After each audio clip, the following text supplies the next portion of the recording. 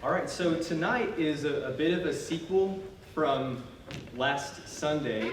Last Sunday we talked about the sovereignty of God and the will of man. This is kind of, in addition to that, right alongside that is sovereignty of God and prayer. The sovereignty of God and prayer. And I have just a couple observations that I want to make here at the start. One is comical, or at least I hope it'll be funny to you. It's funny to me. And then the other will kind of segue us into what we're talking about tonight. But the first Sunday that I was in here, I was sitting in the back, and it was kind of syllabus day. It was a really good class, and I was really excited for it. But after the final, words, we got up, and Gary looked at me and said, well, you really got your work cut out for you. And I was like, well, I was already thinking that, but you don't have to remind me. And then I was kind of puzzled. So she explained, well, apparently Brian and Lawrence on all these runs have been working on this for 20 years. So that makes you 20 years behind. So I was already feeling that a little bit going into it. But if anything goes wrong in this class or in the classes to come, we'll just blame that. I'm 20 years behind. I'm going to do my best to catch up. And best to keep pace with the studies that have already been really good so far and really beneficial to me so far, and I hope it's been the same for you. But with these studies, with the lessons that we've gone through so far, what I've kind of noticed is each one has gotten more and more personal. So the first Sunday introductory class, kind of syllabus day, and kind of whet our appetite and got us excited for it. Because we love talking about tensions and paradoxes. But then the next Sunday we kind of got into it, and it was the deity and humanity of Christ and how we think about those things, how we reconcile those things, how we balance those two things. And those we can pretty much accept. We can balance those in both hands fairly easily, or at least for our modern minds. Wasn't always that way. It was a hotly debated subject in days past. But for whatever reason, we've come to the conclusion that we can kind of settle in and be okay with that. And I think that's a good thing. We can kind of rest with both of those and accept the fullness of both of them. But then last Sunday, as I imagine, you've probably heard the joke too, several people after class, it was, in fact, there was tension in the room. The class on paradox and tension, we felt the tension. We felt it within us because it's more personal. It's about the sovereignty of God and the will of man. That affects my decisions. That affects my daily life. And this kind of narrows it down into even a finer point of prayer, very specific aspect of our life and our relationship with God. And in fact, I think this is even more personal because I imagine that no one left last Sunday and you've just been racking your brain afterwards with every decision, right? You haven't, when you ate dinner tonight, you didn't think about how you lifted the fork from the plate and you took a bite. You didn't think, was that God or me? You just went on living your life. It probably didn't affect you on a deeply personal level. But I think with this subject, it can. I think there are certain ways that we can think about prayer and the sovereignty of God, and it affect us in a really personal and maybe even detrimental way. And I'll start just by sharing a bit of my own experience. So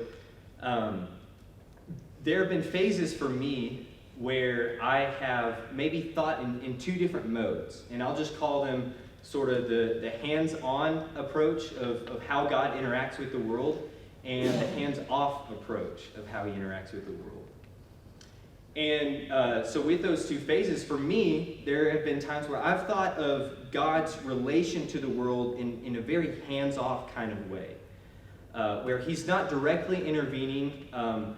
Maybe I reason through it this way, that after the apostles and sort of the ceasing of the spiritual gifts that we might think of, that he became more distant or disconnected, or his sovereignty was so above us and far apart from us that he only intervened in very specific, special situations. And so only if my prayer was dire enough or fervent enough or I prayed enough times, then maybe maybe God would intervene and listen to my prayer. And maybe you found yourself along those same lines too. But the other kind of camp I've found myself in before is with the very hands-on approach, in thinking that God is very direct in his intervention, that he is absolutely sovereign and in control of all things at all times in all situations. But that also led me to a similar conclusion that my prayers don't matter because, well, God's already planned it all out. He already knows. He already knows what I'm thinking. He already knows what I'm going to ask. He already knows what his will is going to be regardless of what I say. And so that leads me to a kind of just frustrated or confused or defeated position with prayer. And those are kind of the two camps that I've found myself in at different moments. And so maybe you've experienced something like that too. But what that shows is that there can be a serious problem with the way we view prayer and the sovereignty of God. And the reason why I bring that up right at the beginning is because there are certain ways of thinking about this that can move us away from prayer rather than to prayer. And if our thinking about how to reconcile the sovereignty of God in prayer leads us to a prayer life that is more distant and more disconnected and less fervent in our prayer to God, then we're probably thinking about this in the wrong way. But if, on the other hand, it leads us to a prayer life that is fervent and full and is asking for is praying in such a way that we see people of God pray throughout Scripture, if it's more frequent and more full in all those ways, then it probably is a good indication that we're praying in the right way, that we're approaching this, that we're holding these two things, the sovereignty of God and the will of man in prayer, in a proper balance. So that's just something that we can think about right at the start. But as we think about these things, I hope that by the end of this class we'll lead, of course, to the latter part of that. That prayer, as we think about these things, that it's something that when we think about the sovereignty of God, it should empower us and move us toward prayer rather than away from it. So that's what I hope that we'll come to by the end of this class. But a couple just like objectives that we're kind of working toward in this class. What we want to do, first of all, is we'll just kind of lay out the paradox as plainly as we can and as clearly as we can. And then we'll kind of discuss some key passages and maybe narrow in on a couple in particular. And then we'll kind of consider their significance and, again, hopefully walk away with a sense of empowerment as we think about prayer, that we'll be drawn to the throne of grace by the end of this class. So let's just start by laying it out as clearly as we possibly can. So here's the sovereignty of God, just a selection of passages, some of which we may have looked at on Sunday, but just kind of a survey. Proverbs 16:33, the lot is cast into the lap, but it's every decision is from the Lord. Another passage, Job 42:2, Job says, I know that you can do all things and that no purpose of yours can be thwarted. Psalm 139:16, this is one of the most compelling and captivating and interesting ones to me. Your eyes saw my unformed body. All the days ordained for me were written in your book before one of them came to be. Proverbs 19:21, many are the plans in a person's heart, but it is the Lord's purpose that prevails. And then Ephesians 1:11, he works all things according to the counsel of his will. So there's just a broad survey of passages. I didn't have any particular reason for choosing these specifically, other than they just seem to lay out a broad picture. When we think about the sovereignty of God, these are the kind of passages that supplement or allow us to understand what we mean by that when we say God is sovereign. But as we look at these passages, we also see not only the sovereignty of God, but the call to prayer. Right? We know this one very well. 1 Thessalonians 5:17, pray without ceasing. Matthew 7:7, Jesus in the Sermon on the Mount says, ask and it will be given you, seek and you will find, knock, and it will be open to you. James 5:16, the effective, fervent prayer of a righteous man avails much. 1 John 5:14, this is the confidence that we have toward him, that if we ask anything according to his will, he hears us. So here's this broad selection of passages about the sovereignty of God and our call to prayer, and that's where we kind of find this tension, right? If God is in control of all things, if he knows what we need before we even ask, if he is working all things according to the purpose of his will, and he's going to do that no matter what any man might suggest, well then what place do our prayers have? And the question that we're really getting at, I think, is this. If God is sovereign, why pray? If God is sovereign, then what is the purpose of prayer? Why should we pray if he is all these things? And we'll have time to discuss that. We'll have kind of a conversation about that toward the end. But as we go along, maybe just have that question in the back of your mind, and then we'll come back to it and we'll discuss it all together. And there'll be some other points for discussion throughout. I'll try to make that clear as we go throughout. But that's the question. If God is sovereign, then why pray? And what I want to start with are just some of the key passages. So when we think about this idea of the sovereignty of God and the will of man in prayer, what are some of the stories, right? When you think about the overarching story of the Bible, what are some of the stories and passages that come to mind when you consider prayer and the sovereignty of God? Are there any that come to mind? Psalm 139. Psalm 139. So one of the ones. And 51 also. Yeah, and 51 also. So there is David, his prayer of confession to the Lord. Absolutely, yeah. What are some other stories that come to mind when we think about this tension? Jesus in Gethsemane. Jesus in Gethsemane, right? And what's his what's his sort of final words in that prayer? Someone call it out. Your will be done. Yeah. So if we come away with nothing else, that's a good note for us to remember, right?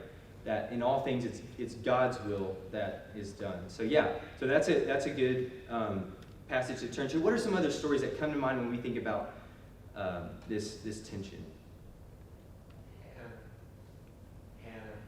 Hannah. Yeah. Hannah's prayer for a son. That's certainly one, her constant, fervent prayer, something that was deeply troubling to her in ways that are probably much different than even what we would wrestle with in our culture today with childbearing. Back then, her circumstance was even greater, you could say. But she wrestles with that, and she receives an answer from the Lord. Yeah. John's prayer with his apostles in John 14:15. The prayer with the... With his apostles in John 14:15, 16, whatever. Yeah, so sort of the last moments with his disciples before his death, the high priestly prayer in John 17, that comes to mind. Did I see another hand? I was thinking about David when God had actually cursed the son with Bathsheba, and David immediately went into deep devotion to the Lord, even though he knew what Lord said. Yeah. Hoping against hope, I guess. Yeah. Yeah, absolutely. I think that's a great example of somebody who came knowing the will of God and prayed fervently on behalf, David, on behalf of the son that was still in the womb of Bathsheba, and he wrestles with that in prayer, and the answer is no. And but it's interesting, David walks away with that. It says that he walks away, his face was no longer sad, that it was all in the hands of the Lord, and because of that, he could walk away with contentment and still rejoicing in God. Just thinking of Elijah and his prayer that it wouldn't rain, and then later his prayer that it would rain. And as you mentioned, James picks that up in James chapter 5. It says, as an example, cites that as an example, the prayer of a righteous man availing much. Yeah, and I really like that example because here is Elijah, and he prays again for the rain after he defeats the prophets of Baal on Mount Carmel, and as he prays for rain, he asks his servant to go and check. Right, you remember that? He asks the servant to go and check, and he says, "I don't see anything," so he goes back. Tells him to go again, and he prays another time, and that happens 7 times. 7 times Elijah prays, and then on the 7th time, the servant comes back and he says, I think I see something way off in the distance. It's just the size of a man's hand coming way off, and that's enough for Elijah to walk away and say, all right, that's an answered prayer. So maybe stretching the metaphor a little bit, what's off in the distance? What's the smallest thing that's on the horizon that we can look at and say, okay, that's an answered prayer. I'm going to have confidence in that. So I really like that story. I love the selection of passages that have come to mind. There are 2 in particular that come to my mind that I'm interested in us discussing. And I want us to just kind of walk through them. So we'll kind of walk through the first one in Exodus 32, then go through the next one in 2 Kings 20, just kind of back to back. And then we'll discuss what these passages have in common and maybe what to do with them, because they're passages that do kind of cause us to wrestle with the text, and maybe it's another instance where we're going to have to kind of settle in and rest with the tension and accept the nature of this paradox. So first of all, Exodus 32, just kind of laying some of the groundwork, some of the context of what was going on. Israel, they had just gotten to the foot of Mount Sinai, and they are already rebellious. They construct this golden calf by the leadership of Aaron. And as this happens, God is, of course, terribly angry. And Moses is as well. And as this happens with Moses atop the mountain, it says this in Exodus 32, verse 9. The Lord said to Moses, I have seen this people, and behold, it is a stiff-necked people. Now therefore, let me alone, or stand aside, that my wrath may burn hot against them, and I may consume them, in order that I may make a great nation of you. But Moses implored the Lord, his God, and said, O Lord, why does your wrath burn hot against your people, whom you have brought out of the land of Egypt with great power and with a mighty hand? Why should the Egyptians say, with evil intent did he bring them out, to kill them in the mountains and to consume them from the face of the earth? Turn then from your anger and relent from the disaster against your people. So then, we'll go ahead and finish with God's response. He continues on, remember Abraham, Isaac, remember the promise that I'll multiply your offspring to the descendants of heaven. They'll inherit it forever. And then God's response, and the Lord relented from the disaster that he had spoken of bringing on his people. So really interesting passage.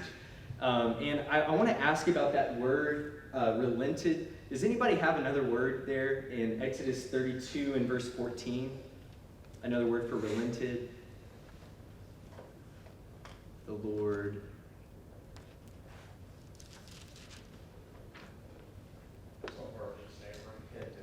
Some versions say repented. Yeah. It says changed his mind. Changed his mind. Which version is that? Amplified version. Amplified. Okay, so several different ways of interpreting this. It's kind of interesting. Relented, repented, changed his mind are a selection of those. The Hebrew word has to do with an emotion. It's very similar to when God said that, speaking about the people of Noah's day, that he was sorry that he made man. It's a very similar kind of emotion to that. But really interesting. So what do we have here? So God says, I'm going to wipe the people out. Moses comes and he intercedes on behalf of the people with this prayer, this petition to God. And God does something different than what he said. So really, really interesting passage, however we interpret that word. Okay, so let's just hit pause on that. Keep that story in mind. And now let's move to this other passage with Hezekiah, which I think was brought up Sunday. So this is from 2 Kings 20, and it's very similar. You'll notice a lot of similarities in this story. But this time it has to do with a particular person. So in those days, Hezekiah became sick and was at the point of death, and Isaiah the prophet, the son of Amos, came to him, and he said to him, "Thus says the Lord, set your house in order, for you shall die, you shall not recover." Then Hezekiah turned his face to the wall and prayed to the Lord, saying, "Now, O Lord, please remember how I have walked before you in faithfulness and with a whole heart, and I have done what is good in your sight." And Hezekiah wept bitterly. And before Isaiah had gone out of the middle court, so this is interesting. Isaiah, he gave this word, this prophecy to the king, and he's walking out. He's not even really outside of the palace yet before the word of the Lord comes to him again and says to him, "Turn back, turn around, Isaiah, and say to Hezekiah, the leader of my people, thus says the Lord, the God of David your father, I have heard your prayer, I have seen your tears, and behold, I will heal you. On the third day you shall go up to the house of the Lord, and I will add 15 years to your life. I will deliver you and this city out of the hand of the king of Assyria, and I will defend this city for my own sake and for the sake of my servant David." And Isaiah said, "Bring a cake of figs and let them take and lay it on the boil, that he may recover." So another really interesting passage and a lot of similarities, right? This time it's a particular individual, but same idea. God says that he's going to do something. He says that you are sick, you are ill, you're going to die, and you will not recover. Hezekiah then prays, he weeps bitterly, and God does something different than what he said at the start of this narrative. And so two very fascinating stories, Exodus 32, 9 through 14, 2 Kings 21 through 7. Here's the two stories that I think causes maybe the most confusion, the most questions that come from it. But I think it's the best opportunity for us to really get at this tension and understand it in a greater light. And so as we look at these two stories, we pretty much have two main options. Either God changed his mind or he didn't. Those are the two basic options that we have, right? So, well, that's good. We only have two options to work with. That makes it a little bit simpler. But let's think about that first part. Did God change his mind? Well, in some ways we could say yes. That seems to be what's going on in the story. But that's kind of interesting, right? That almost creates more problems for us. Because think about it, did when Moses began his prayer, was God just shocked? Like, whoa, I did not see this coming. I had no idea that you were going to start praying this prayer. This is coming out of left field. This was not part of my plan or foreknowledge. And did Moses present anything to God that he didn't already know? Wow, Moses, that's a great point. I didn't think about that. I forgot about my covenant with Abraham. That's a good point. And if the Egyptians think that, I don't want them thinking that I'm an angry God. So, maybe I'll take that into consideration and withhold my wrath in this moment. That seems a little bit odd, right? And we could probably say the same thing about the story with Hezekiah. Hezekiah doesn't really present anything. In fact, it's interesting. Hezekiah doesn't even ask for anything. He just says, "Remember me." That's it. Just remember my faithfulness. And he weeps bitterly in this prayer and in this lament to God. But what do we do with that? So we could say, yes, God changed his mind, but that seems to bring up more problems, more difficulties. And so what's maybe a better way of thinking about it, right? God doesn't plan the world and then wonder if anyone will pray and change that plan. Right? That's not what's going on here. And so that leads us to this question. I'm really curious. This is where I'd like to spend a little bit of our discussion. If God didn't change his mind, then what are some options that might better explain what's going on in these two passages? So as we wrestle with this tension, what are some options that come to mind for ways we could kind of understand what's going on in these two challenging narratives? What are some ideas that come to mind for how we might do that? Well, in Psalm 16, I think 16 or 17, talks about that God weighs our motives. Mm. So, maybe he was weighing the motive of Moses' heart, Hezekiah's heart. Yeah, that's a really great option, right? Maybe he's weighing the motives. Maybe it's a kind of testing. He knows what's going to happen, and yet he's offering them a sort of test. So we might. Well, let's not delve too far into that. But yeah, I think that's a great option. Yeah, what are some other ideas that come to mind for how we might work through this? Well, he tests man.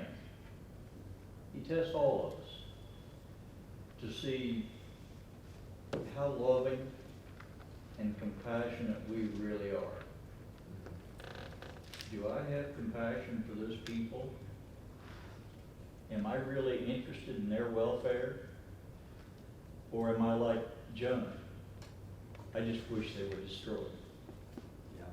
Yeah. So that's a great point. He's it kind of reminds me of the story of Abraham in Genesis 18, where he asked God to spare the city of Sodom, and he says, if there's even 10 righteous, would you save the city? And God says yes, but he works him down to that number. And I think the point that we're supposed to take away from that is Abraham walks away not changing God's mind. God still does exactly what he was going to do all along, right? He destroys the city, and he still rescues the righteous, although Lot is kind of questionable. But he rescues people. But Abraham walks away changed. He walks away changed in the sense that he understands God to be far more gracious than he thought. Like God will spare people even if it's 50, 40, 10. It reminds me of like a game commentary, but anyway, like touchdown. That's what it makes me think of. But that was totally anyway. But yeah, so maybe it's God. It's his way of getting Moses and Hezekiah to understand and comprehend his compassion in a way that they couldn't have otherwise. Yeah. Well, to see also if Moses had any compassion. Yeah, right. Yeah, that's a good point. I see what you mean by that comment. Yeah. So just as he is the leader of his people, and that's how he addresses Hezekiah too, the leader of my people. He's testing their compassion. Take the commandment Jesus repeats in the New Testament. Most important, love the Lord your God. Yeah. And love your neighbor as yourself. Yeah. Well, how does that look in my life? Yeah. How does that look in my relationships? How did that look for Moses? His relation to God and his relation to Israel. It's, all that comes to bear on how Moses responds. Mm-hmm. Yeah, absolutely. I think that's a great point. Yeah. Yeah. It's like, maybe God not only knows the end that he's trying to achieve, but he also knows the means by which the end is going to be achieved. I know we Yeah. talked about this, but that he creates a circumstance in which he is going to engage and like you said, test Moses in particular, taking that story. And Moses doesn't know all this, but now he's placed in a circumstance where he is being tested, and he does pray, and that becomes the means by which God fulfills what he ultimately intended to do anyway. And yeah, it's a very real wrestling that Moses is engaged with, and Moses is calling on the Lord to not destroy these people. Now, all of that's very, very real, but God not only knows the end, but he recognizes that this will be the means. Your prayer is going to be the means by which I spare these people. Yeah, and that's an amazing thought, and we're about to come back to that, but yeah. Just piggybacking on that, this thought makes prayer very, very personal, because it is, to Lawrence's point, that the Lord is preparing me for his purpose. And it's not necessarily a testing of my character, and it can be, but preparing a test, and that it's preparing me to see him in my journey and in my purpose for him. Absolutely. Yeah. I love all three of those thoughts. That's really good. Any other options? Yeah.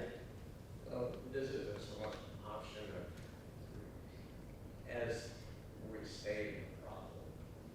And that is, we come to passages like this, and then we start going, well, it doesn't really mean change. And look, we can, and it becomes about, well, this is really about Moses. This is about changing him. This is about, but it still doesn't step outside the bigger question and the paradox you alluded to earlier. Does prayer influence God? Does the effectual fervent prayer of a righteous man avail much?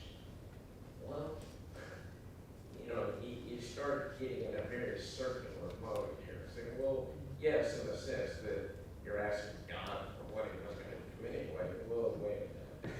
Yeah. And it is very difficult, just like what we're talking about Sunday, to avoid, okay, I'm ultimately I'm going to fix this.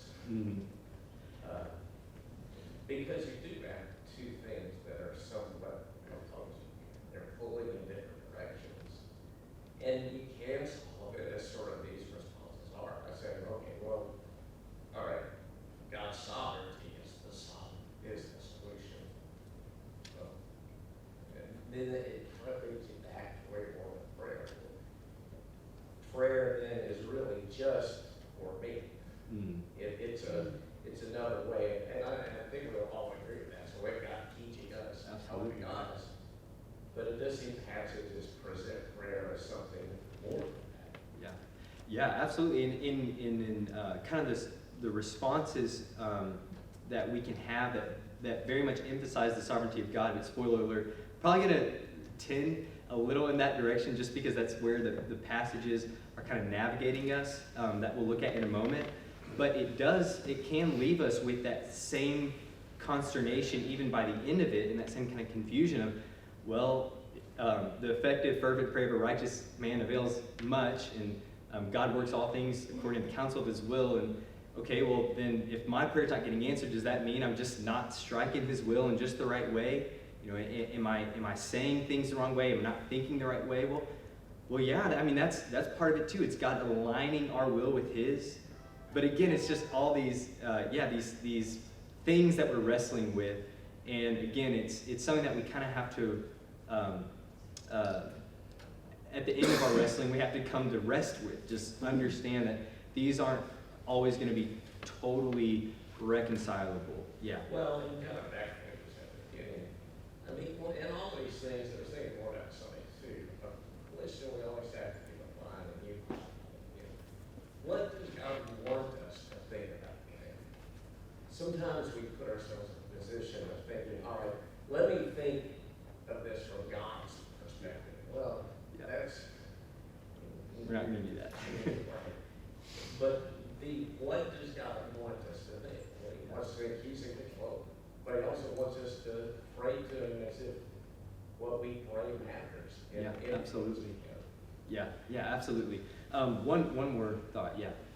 Just because God changed his mind doesn't mean that he didn't know already that he was going to change his mind. Yeah, that's a great point. I think that's a good segue, perhaps. I want to make just a couple observations. I'm certainly not saying that this solves it. Again, that's not what this class is about. Some of the later ones in this trimester will be a little more, I guess, solvable. But this is not me trying to solve it. This is just a couple observations that I have personally found helpful, right? So in my own wrestling that I laid out at the beginning, this is something that has helped me and driven me more toward prayer versus driving me away. So here's observation number one. God not only knows the end from the beginning, but every possible outcome. Let me explain what I mean by that. First, I'll restate it, and then I'll give a couple illustrations, at least one of which I hope will be helpful. So God, he not only knows everything that will happen, but he knows everything that could possibly happen. So here's the illustration. So I'm not a big superhero fan, not that I'm against them or anything, but I just didn't really grow up watching them much. But recently it was recommended to me by somebody to watch one on Disney Plus. It's called Loki. I think he's like a bad guy in the main ones. I don't really know. But he seems like a bad guy. So the way it lays out, there's this whole plot around what's called the Timekeepers. And if you know anything about sort of the Marvel universe, there's a big multiverse theme that runs throughout. And the idea is that there are these infinite number of universes that could possibly exist, and the goal of the Timekeeper is essentially to make sure all of those align in just the right way so that the best possible outcome happens. So that's the idea. There's these infinite number of possibilities. The role of the Timekeeper is to keep it on just the right path so that nothing gets out of balance and the right outcome comes about. I hope I explained that well. If there are any fans, you can correct me after. Now, I'm not saying that God is working for the Timekeeper. I'm not trying to draw that comparison to any kind of extreme. But I think that shows that even in our limited human wisdom, we can conceive of this idea of this infinite number of possibilities laid out before us and selecting the best of all possible outcomes. In fact, we do that on a daily basis. We imagine a future, what we want to eat for lunch, we measure out all the possible outcomes, and then we choose one based upon what we think will most benefit us, either by taste or by diet or whatever, right? And so that's one way of thinking about this. God, he not only knows the end from the beginning, but he knows every possible outcome. He knows exactly what could happen. And so before I get back to the stories, let me give one more illustration about that. We also do this, I was going to say we do this as parents. I'm not a parent, but I'm going to act like I'm a parent for a second, maybe. I don't know. But imagine, you have a child and the child is acting up or whatever, and you say, you're going to get a spanking, or you're going to get grounded or something like that. Well, you mean those words, and you know you mean them, and they know you mean them, but you also know your child well enough to know that by you saying those words, it will also probably alter their behavior, and they'll be sorry, and they'll change course, and you won't have to go through with the possible outcome that you knew you were going to bring about, right? Does that make sense? Is that too much? I don't know, that was a lot. I'm not a parent, so maybe I explained all that wrong. But okay, so think about that, right? That's one way of thinking about this. In these two stories, we could think about it from that perspective that God says to Moses, this is what I'm going to do to the people. He knows that that's a very possible outcome. And the same is true of Hezekiah. But God also knows that in saying that, it's also probably going to change Hezekiah, right? He repents and he asks God to remember him, and that prayer is answered. And the same with Moses, right? In fact, it's interesting. It even says in that account, he says, "Stand aside that I may my anger may burn hot against the people. Well, what does that imply? If Moses stands aside, that's what God is going to do. But if he doesn't stand aside, which God seems to know that that's how Moses is going to respond, he's going to stand there still and intercede on behalf of the people. He won't follow through with the outcome that he stated before. So that was kind of a little rambling. I hope that that communicates the point well enough.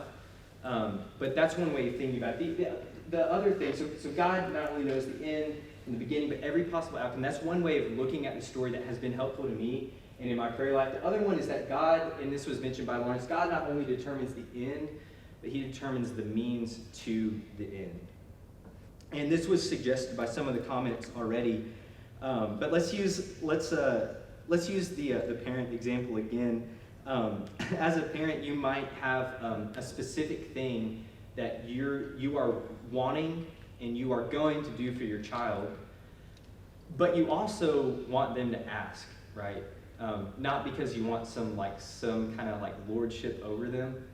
Maybe some parents do, but that's not the idea. It's there. Everyone benefits when there is a dependence that is expressed. And so you as a parent, you may have done that for them regardless, but it's your desire for them to ask for it. And it's as if the asking, or for us, the praying, positions us in such a way as to receive what God is already wanting to do. And so let's just use a biblical example that I think will help us see this.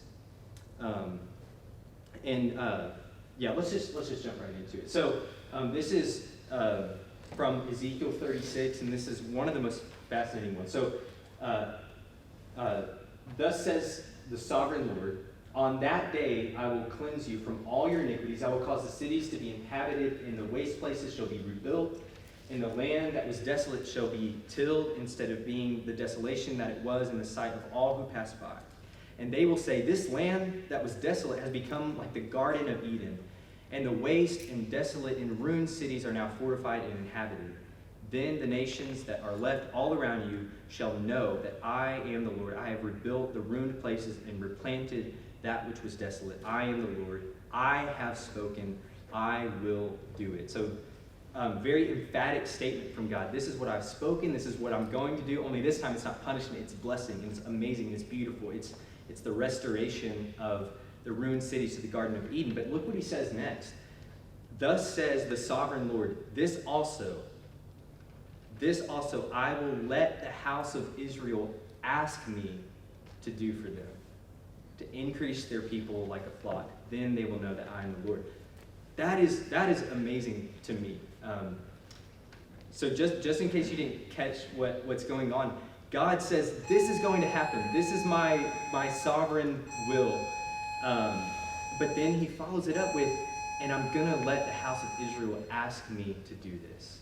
That it's going to be according to their prayers that I accomplish this in. Right? And so in an amazing passage, and so as we think about this, God, he not only determines the end, but he chooses to bring about that end through my prayers. And so I'll end just with this. If God is sovereign, why pray? Well, if God is not sovereign, then we have no reason to pray at all, right? However, if God is sovereign, and he's working all things to his purpose, and he's working all things for the good of those who love him, and he has promised to bring about those plans through our prayers, in whatever way that means, and in all of its beauty and wonder that is to us, then I have every reason to run and to fall before the throne of grace and petition God, because he's promised to bring about his end through the means of prayer. So we'll leave it. Actually, you know what? Let's close with this one last thing. Jesus, I think, said it best. God already knows what you need. Now go pray. That's how he reconciles the two. So let's go with that. Thanks so much. Have a good evening.